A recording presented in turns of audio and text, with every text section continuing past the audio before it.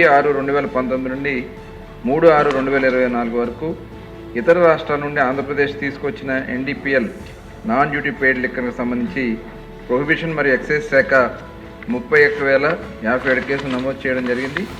ఈ శాఖ 55,81,963 లీటర్ల మద్యాన్ని స్వాధీనం చేసుకోవడం జరిగింది.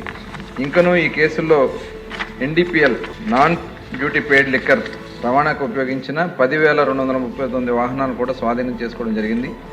సి ప్రశ్న అవునండి, డి ప్రశ్నకి సమాధానం ఆంధ్రప్రదేశ్ ఎక్సైజ్ చట్టం 1968లోని 46వ విభాగం, ఆంధ్రప్రదేశ్ ప్రొహిబిషన్ చట్టం 1995లోని 13వ విభాగం మరియు ఆంధ్రప్రదేశ్ ఎక్సైజ్ నేరాల సమ్మేళన నియమావళి 2000 కింద నిర్దేశిత విధానాన్ని వాహనాల విడుదల అనుసరించడం జరుగుతుంది.